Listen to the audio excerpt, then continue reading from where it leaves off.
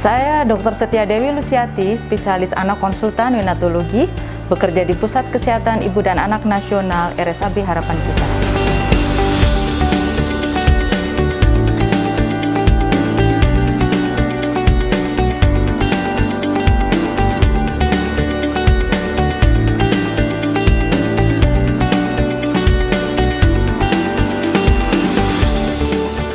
Ya, jadi kejang pada bayi, terutama pada neonatus. Neonatus itu bayi di bawah 1 bulan, sangat sulit sekali kita mendeteksi. Jadi kalau kita melihat tiba-tiba bayi mendadak biru atau diam, atau mungkin dia ada gerakan-gerakan yang ritmis berulang-ulang, salah satu tangan atau kaki, atau mungkin kedip-kedip matanya, kita harus hati-hati. Ibu-ibu, tolong ingat, jangan beri minum. Jangan dikasih apa-apa lewat mulutnya, namun kalau bisa segera ambil sendok kecil, kemudian dibalut dengan kain dan sisipkan di antara rahang atas, rahang bawah, supaya takutnya kalau ada gerakan yang tiba-tiba sangat kuat sehingga akan melukai lidah atau bibirnya. Kemudian bila seseorang bayi tersebut tiba-tiba ada keluar cairan, apapun itu, segera miringkan posisi bayi dan jangan panik, tetap tenangkan.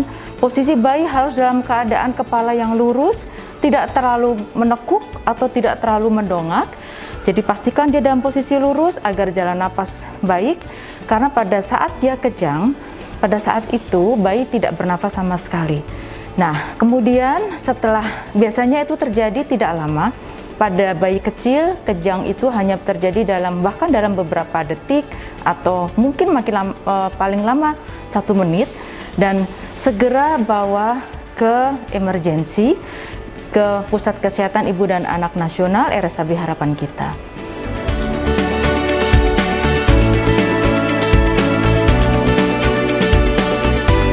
Nah, jadi perlu diingat, bayi kecil itu jarang sekali yang suhu badannya panas atau kejang itu dipicu karena dia panas. Berbeda dengan anak. Kalau anak terutama pada usia di atas 6 bulan, biasanya kejang kan dipicu panas, misalnya suka yang orang tua bilang bayinya step seperti itu. Nah, kalau bayi kecil itu tidak. Bahkan bayi kecil karena dia badannya dingin, itu akan memicu kejang lebih sering. Sehingga perlu diingat pada saat perjalanan ke rumah sakit, penting bahwa bayi dijaga kehangatannya. Bayi harus dibedong, kemudian tapi jangan pada saat bedong itu bagian dada dan bagian muka itu tertutup ya, jadi harus dibuka supaya gampang diamati. Kemudian yang kedua, meskipun setelah bayi kejang kadang-kadang bayinya menangis kencang seperti itu, jangan dikasih minum dulu karena takutnya ada kejang susulan.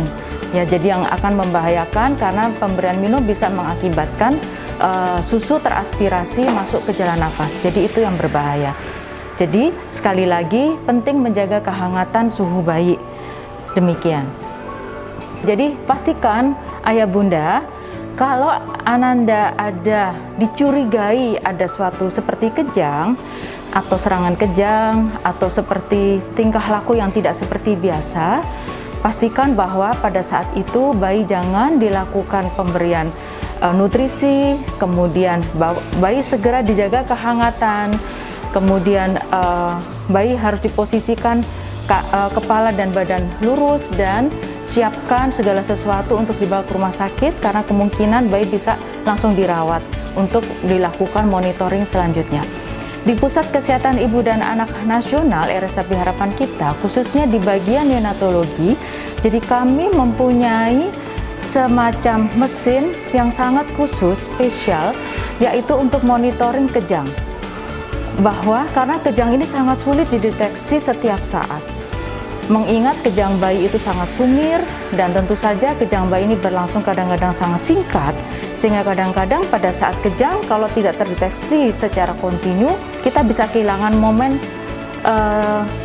gejala pada saat kejang tersebut. Sehingga kami mempunyai alat monitoring untuk deteksi kejang, dan alat monitoring deteksi kejang itu kita gunakan untuk sebagai pertama diagnosa kejang, kemudian yang kedua untuk monitoring pengobatan anti kejang, dan yang ketiga yang sangat tidak kalah pentingnya adalah untuk melihat bagaimana kualitas dari aktivitas otak, apakah ini nanti akan bisa memprediksi seseorang anak atau seorang bayi ini akan mempunyai masalah perkembangan pada kehidupan selanjutnya atau tidak.